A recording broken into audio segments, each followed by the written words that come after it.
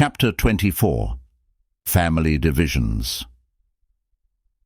Talib and Aqil, the elder sons of Abu Talib, had not followed the example of their younger brothers Jafar and Ali, but had remained like their father, unconverted yet tolerant. Very different was the attitude of Abu Lahab.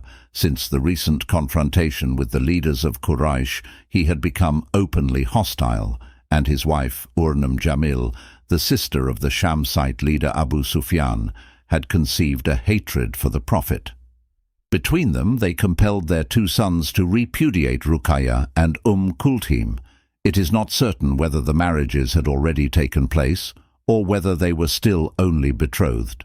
But Jamil's satisfaction at this rupture was diminished when she heard that her wealthy Umayyad cousin, Uthman ibn Affan, had asked for the hand of Ruqayya and had married her. This marriage was most pleasing to the Prophet and Khadija. Their daughter was happy, and their new son-in-law was devoted to her and to them. There was also another consideration which impelled them to give thanks. Ruqayya was the most beautiful of their daughters, and one of the most beautiful women of her generation throughout all Mecca, and Uthman was a remarkably handsome man. To see the two of them together was in itself a reason for rejoicing. God is beautiful, and he loveth beauty. Not long after their marriage, when they were both absent from Mecca, the Prophet sent them a messenger, who returned considerably later than he was expected. When he began to proffer his excuses, the Prophet cut him short, saying, "I will tell you, if you want, what has kept you. You did stand there, gazing at Uthman and Ruqayya, and marveling at their beauty." The Prophet's aunt Arwa now made up her mind to enter Islam. The immediate cause of her decision was her son Tulaib, a youth of 15, who had recently made his profession of faith in the house of Arqam. When he told his mother, she said, "If we could do what men can do, we would protect our brother's son." But Tulaib refused to accept such vagueness.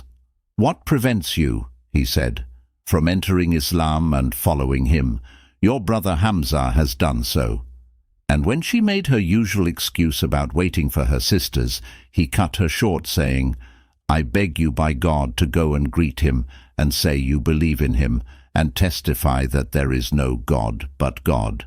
She did what he had said, and having done so, she took courage and rebuked her brother Abu Lahab for his treatment of their nephew. As to Khadija's relatives, no sooner had Islam become known in Mecca than her half-brother Nawfal became one of its worst and most violent enemies.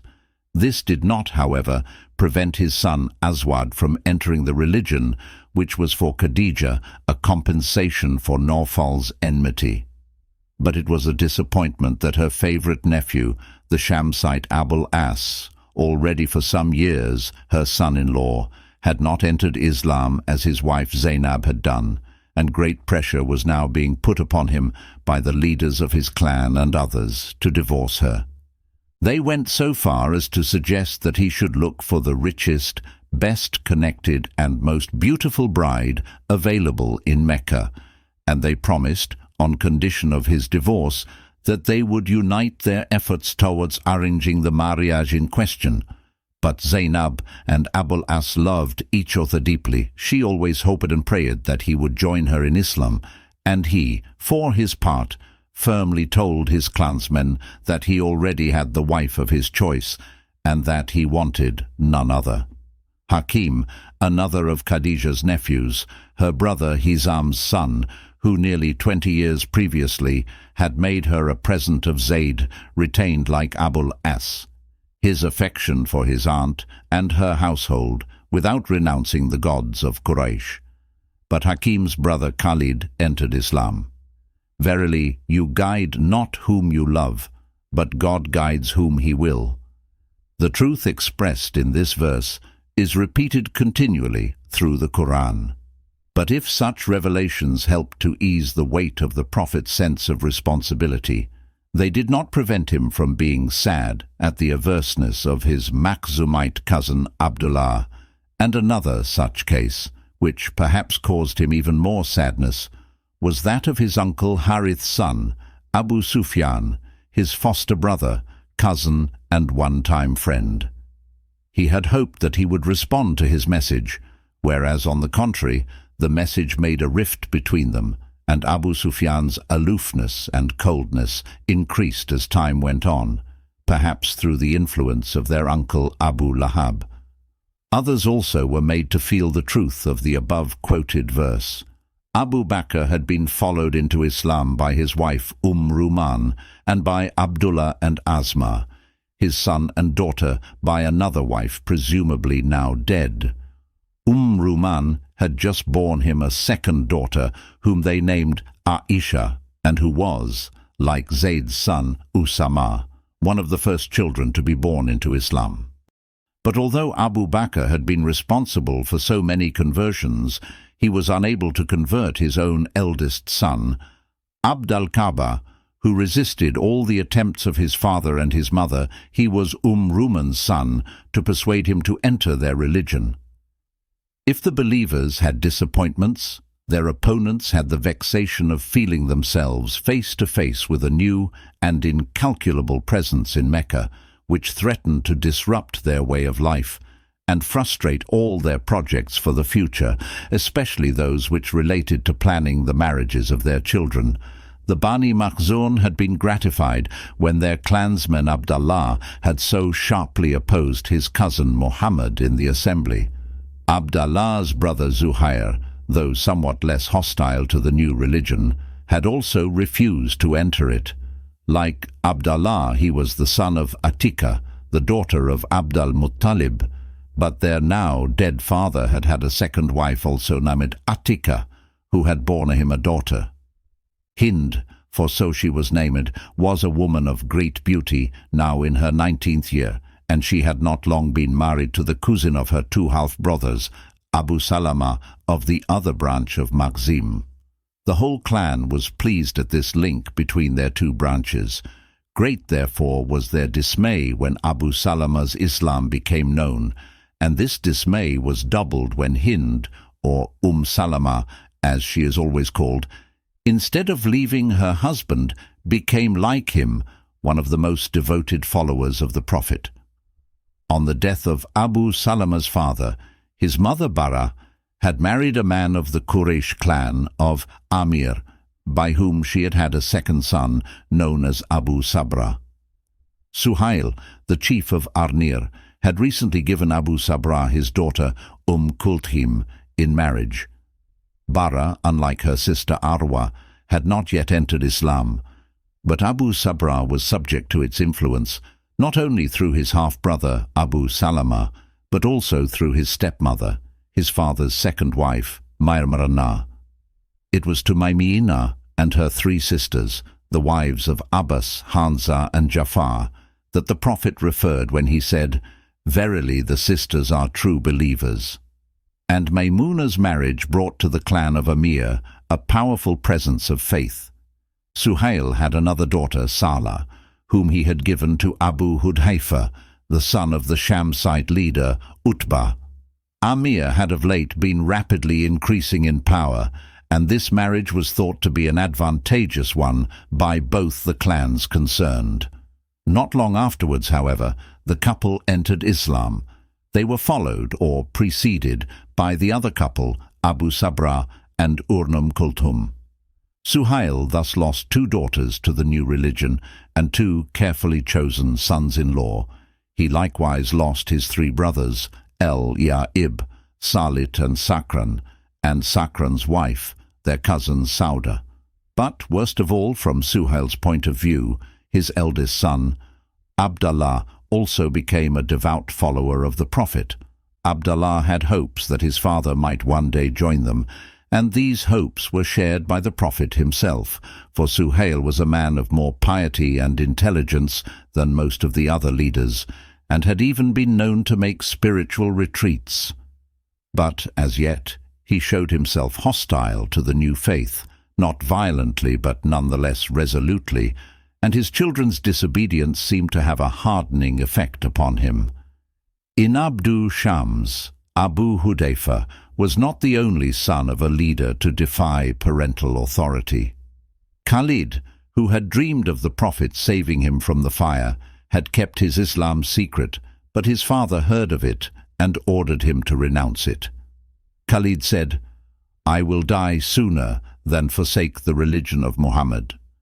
Whereupon he was beaten unmercifully and imprisoned in a room without food or drink. But after 3 days he escaped, and his father disowned him without taking further action.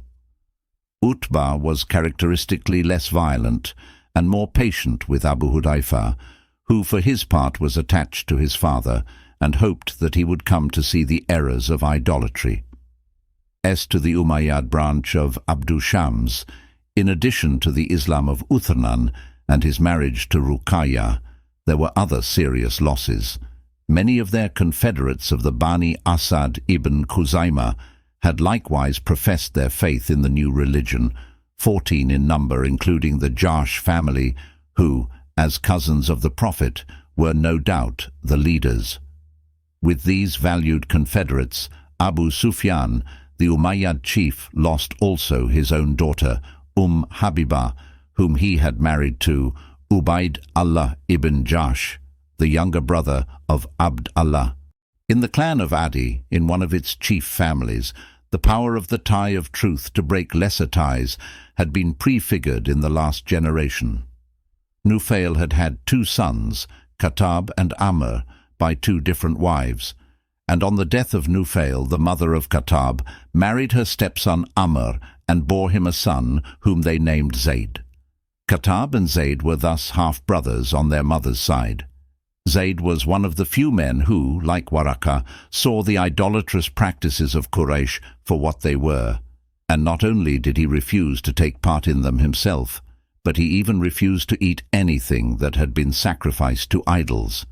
He proclaimed that he worshipped the God of Abraham, and he did not hesitate to rebuke his people in public.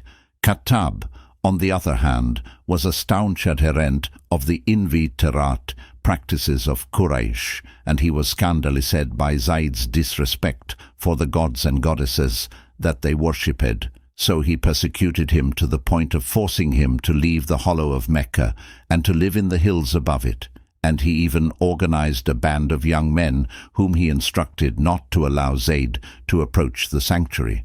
The outcast thereupon left the Hijaz and went as far as Mosul in the north of Iraq, and from there southwest into Syria, always questioning monks and rabbis about the religion of Abraham, until finally he met a monk who told him that the time was now near when there would come forth, in the very country he had left, a prophet who would preach the religion he was seeking. Zayd then retraced his steps, but on his way through the territory of Lakham on the southern border of Syria, he was attacked and killed. When Waraka heard of his death, he wrote an elegy in praise of him. The Prophet also praised him and said that on the day of the resurrection he will be raised as having in himself alone the worth of a whole people. Many years had now passed since Zayd's death. Khattab also was dead, and his son Umar was on good terms with Zayd's son Sa'id, who had married Umar's sister Fatima. The rift between the 2 branches of the family had closed. But with the coming of Islam, Sa'id was one of the first to join it, whereas Umar, whose mother was the sister of Abu Jahl, became one of its fiercest opponents. Fatima followed her husband, but they did not dare to tell her brother, knowing his violent nature. Umar was beset by Islam on another side also. His wife Zainab was the sister of Uthman, the son of Mazun of the clan of Jumah, and this Uthman was by nature an ascetic and had had tendencies towards monotheism before the descent of the revelation. He and his 2 brothers were among the first to respond to it, and they and Zainab had also 3 nephews who had entered Islam. Of Zainab herself, Umar's wife, nothing is recorded at this stage, no doubt because, wherever her sympathies lay, she had powerful reasons for keeping them a secret. Her brother Uthman was even more uncompromising than Umar, though he was less violent. Zaynab and her brothers were younger cousins of the chief of their clan, Umayyah ibn Khalaf, who was one of the most implacable enemies of Islam, as were his immediate family. It was his brother Ubay who one day took a decayed bone to the Prophet and said, "Claimest thou, Muhammad, that God can bring this to life?" Then, with a disdainful smile, he crumbled the bone in his hand and blew the fragments into the face of the messenger, who said, "Even so, that do I claim. He will raise it, and you too when you are as that now is.